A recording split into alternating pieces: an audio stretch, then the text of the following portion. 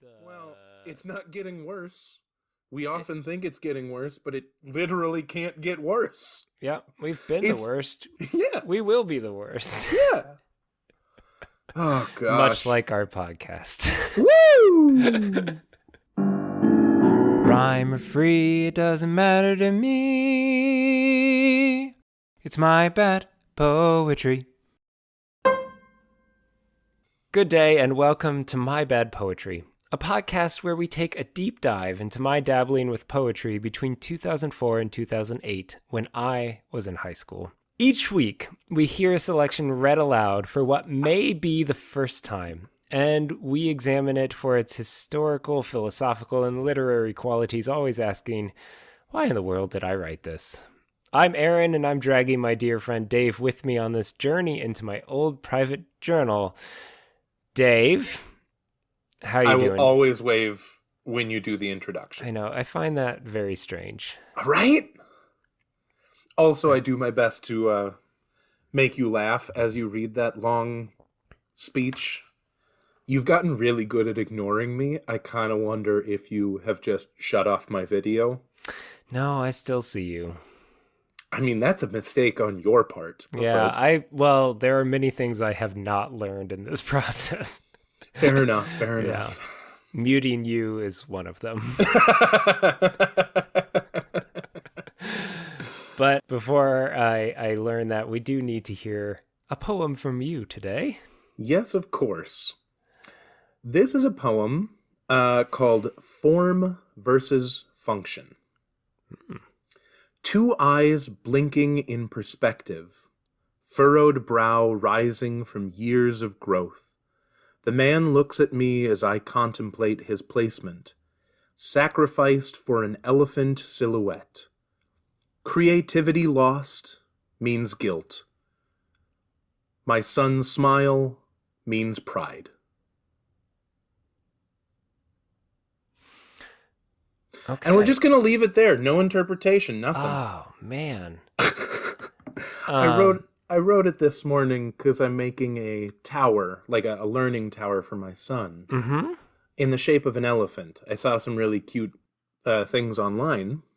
But as I was looking at the piece of plywood, I love looking at like the growth patterns in wood. And you often get these really cool shapes. And in the plywood that I was using, I saw like a really fully formed face. I thought it was really cool. And like as I moved from side to side, it looked like eyes were blinking at me. And it was really beautiful. But also, if I'm going to turn it into an elephant, I don't want that on there because it looks creepy. And so I had this kind of dilemma of, do I save that for a different project? Like I could put that into something else and try and do something with like the natural beauty of that. And instead I just kind of cut the face in half. I don't know what to do with that, Dave. You're welcome. It's something I'm still trying to figure out. You have no idea how weird it feels to cut through something that looks like a face with a jigsaw. That's blinking at you? It was creepy. This has gotten weirdly dark, and you're talking about elephant toys for your child. Elephant toys. Oh my gosh. I do love also the term furrowed brow. Yeah. Makes me think of my daughter because I trained her to make a furrowed brow if I ask her to. Because Yes. I find that so hilarious to be like, Right? Hey, do a furrowed brow. And then it's adorable. That's adorable. I love it. Okay. Well, something far less adorable is my poetry from high school. You know, every time we enter this process, I would love to say that my bad poetry refers to a bad poem with the idea of like structure or grammar or spelling or just like or uses of metaphor and symbolism and that kind of stuff. Like bad at poetry. Yeah, bad at poetry. And every week I disappoint myself with the fact that these are just bad poems at the heart of their meaning. Yeah. I keep hearing people say that, like, the word problematic doesn't mean as much as it used to because it's so overused, but problematic, yeah, that fits for a lot of these poems. Yeah. So, apologies in advance, folks. This one is called Just a Friend. Every word from your lips gives me another reason to live. Your smile burns a fire in my chest. To have my eyes reach yours lets me forget my troubles. And yet, I'll never have you. And you ask me, why am I content? Because your lovers come and go as I stay constant. Your lips tell secrets only I will hear, and a friend could never break a heart.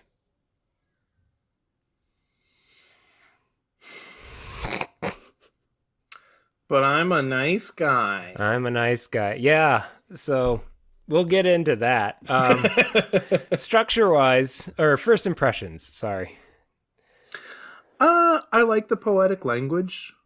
There are a couple of lines in here that I think are kind of fun. I'm obsessed with Hadestown, and so your smile burns a fire in my chest. Reminds me of Hades and Persephone singing back and forth, and they sing, it just burns like a fire in the pit of my chest. Oh. And the earth is a bird on a spit in my chest. And yeah. I don't remember that line. Would you like me to sing the entire musical to you right now? That's okay. No. Hoo, hoo. Nope. Okay, we're done. But yeah, there is some poetic language. I think it gets clunky at some points. To have my eyes reach yours lets me forget my troubles. That just reads weird to me. I will say about that, it feels authentic to me. Oh. I get what you're saying, that it seems clunky, but it's coming from the perspective of someone who doesn't have the language to describe what they're experiencing. You know? Like, it feels like an unreliable narrator, someone who doesn't have all of their words planned out in advance. Okay, yeah. So a high school boy is feeling some butterflies and frustrations, and this clunky structure is authentic. Okay. One thing I liked, lips and live. Yeah. And content and constant. I thought those were nice. They're not quite rhymes. Assonance? Do you know what, Dave, you have to know what assonance means. Okay, so this is my term for the day. Okay. Because I didn't have one before. Assonance is it's like alliteration, but instead of with the consonants at the beginning of the word, it's the vowel sounds within the word. Oh. So kind of a rhyming or a repetition of a vowel sound is assonance. I did not know that. Really? No. Okay, well, there you go. So, lips and live have the I, and content and constant. I guess those are both that's less assonance, but it's... Well, but then, also in your pronunciation, you don't say content and constant. It's constant, content. Yeah, like so the yeah. Yeah. A little more joie-y. Joie. Do you say joie? Sure. I say joie. Why? Probably because I'm wrong. Well, I think as far as structure goes, we've milked it for all it's got. Which is not saying a lot. Not saying a lot. Ah! Fun. I'm a poet. More so than I. Let's move into the content of this poem. If we must. If we must. So, you said it right up front, but I'm a nice guy. The I'm a nice guy trope is kind of the motivation behind this poem. Right. This is such a common thing, I think, for a lot of high schoolers. I know that I had this as my primary motivation in a lot of my relationships as well. Assuming that if I was nice, that I would earn something from it. And that other guys who weren't as nice as me didn't deserve whatever. And that just leads to kind of the commodification of relationships and viewing relationships as something that I get rather than something that I do with someone else, that I am a part of a relationship rather than I get this relationship because I've earned it through my kindness. And oftentimes my kindness is only motivated by my wish for a relationship, that it's not selfless, it's not kind, it's selfish. Yeah, exactly. And you see that here, yet I'll never have you. Again, it's that possessive language that we've seen before in other ones of my poems. Yeah. It's strange in that it's a lament of a friendship. Yeah. It's the Harry Met Sally issue, I guess, that Nora Ephron wrote about in that movie. But it's, can males and females be friends? Right. And in the end, it's kind of a silly question. Yeah. It's a dualistic or a binary question. Yeah. Which assumes that the only meaningful interactions between the genders or sexes are intimate or romantic in nature. Right. And so to be just a friend with someone of the opposite sex is lamentable. Yeah. And now, as an adult, some of my closest friends are women. Mm-hmm. And it's very frustrating to me to think of how many great friendships that I missed out on because I was assuming that this had to lead to a relationship that was, boyfriend, girlfriend, or whatever. Mm-hmm. And I wasn't able to recognize the relationship that I had as a friend. It's a little depressing. Yeah. So many friendships lost because you think it's a dead end. Yeah. Yeah. So rather than resort to citing old songs or TV tropes or movies this week, which we've done many times. I wish that I had Jesse's Girl. Or Dave's ultimate favorite song of all time, Jesse's Girl. I thoroughly dislike the song, but I know every single word to it, and it comes to mind all the time. Yeah. But this week, for a little bit of research, because I know that this idea is out there of the nice guy syndrome. And so I thought I'd look that up and see kind of what people are saying about that in the now to critique my former self and potentially aspects of my current self. I mean, this is... it's all a process of growth. It's a process of growth. If I thought it back in high school, there's probably residual thoughts like that today. So this is from Geek Feminist. It's a wiki fandom page. And they have the term nice guy syndrome. They have a whole article on it. And apparently it's sometimes called nice guy TM, like nice guy trademarked, but I'm a nice guy trademark. Right. And so they have 3 schools of thought about nice guys. And I'm going to read the first one because I think the other 2 have aspects within my high school self, but I think the first one is probably most closely related to this poem and the sentiments behind a lot of these poems. But it's that they, the nice guys, are victims of women's irrationality or cruelty, in that women say that they want nice guys, but in fact prefer to have relationships with jerks or alpha males, with the would-be suitor considering themselves to be in the friend zone, a romantic limbo of sorts.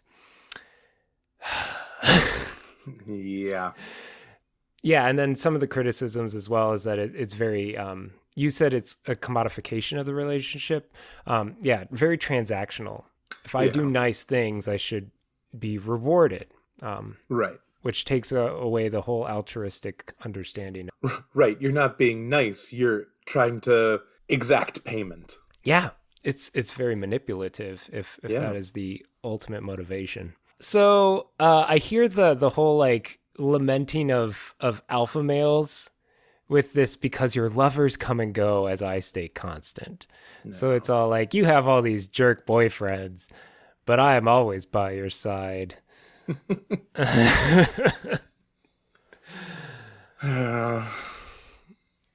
The fun fact, the person that I was writing about, the person that she was dating at this time, they're married. They have 2 kids now. So they come and go. They're Never constant. My high school self clearly knew what was up. Literally couldn't be more wrong.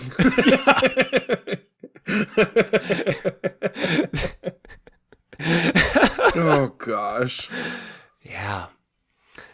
The one other thing that when I was looking into this like nice guy syndrome, which honestly is a blindside, but the other thing that I hadn't thought about before is that this syndrome is also extremely belittling to the friend.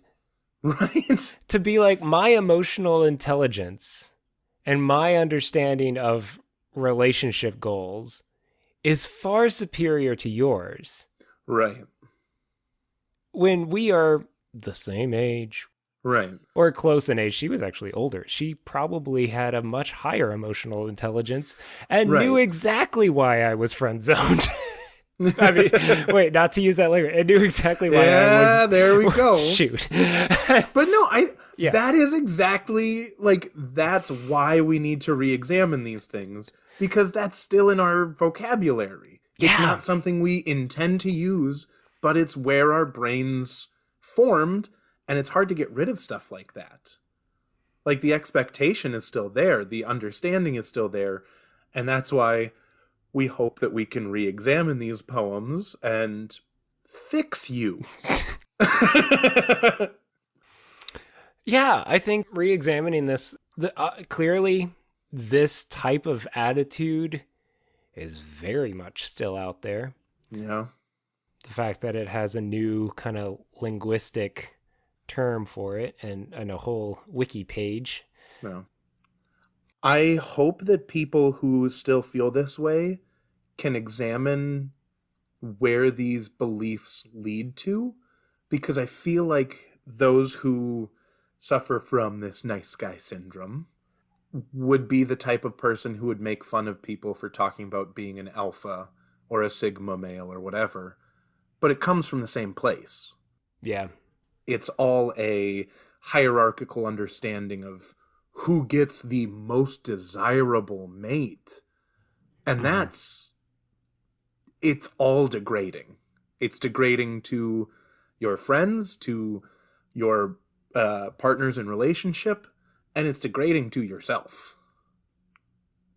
Yeah. Yeah, it's not appreciating the friendships that you have. Yeah. The relationships that can form that are not romantic. It's like, oh, it's just platonic. And the word, the way in which just comes in there, just like this title has just a friend, rather than an ode to friendship or something. We could be so much more than just friends. It's like, thank God for friends. Friendships are rewarding on their own. Yeah. Literally, thank God for friends. Yes. You're lucky to have a couple close ones. Yeah. But yes, Dave, it is your time to shine. Good or garbage? Well, we've discussed 2 poems today. One was phenomenal and written from the depths of someone's heart, and the other was the one that you wrote. But both of them had something in common. Eyes, as a useful metaphor for understanding, for comprehension, for envisioning the world around us. And what I'm trying to say is, I would like to do to your poem what I did to the face that I saw in the plywood that I had. I would like to cut it. Yeah, I got your better. I got it. Yes. So, garbage. I might I'm sorry. Be bad at garbage. writing metaphors. I still think I can understand most of them.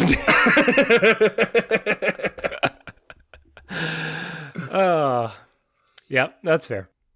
Well, we're going to end this week with the words of a true poet. And this week I was looking into, I was trying to find more kind of witty, sarcastic poems about love and friendships because my high school self was so dire and depressing. So you went to the ultimate source, Weird Al Yankovic, and now you're going to do the full 11 minutes of Albuquerque. Oh, I do love that song. Right? But no, Okay. I found the works of Dorothy Parker, who is probably best known outside of the poetry world for helping with the script on A Star is Born, the original. Oh. She has a whole bunch of amazing poems, very sarcastic, very witty, really makes fun of love languages and takes a lot of twists and turns. Needless to say, I wasn't sure which poem to pick, so I picked one, but I encourage you to find many more. So this is The Thin Edge by Dorothy Parker. With you, my heart is quiet here, and all my thoughts as cool as rain. I sit and let the shifting year go by before the window pane, and reach my hand to yours, my dear. I wonder what it's like in Spain. Not a fan? Sorry, I caught the last line. I was Googling something.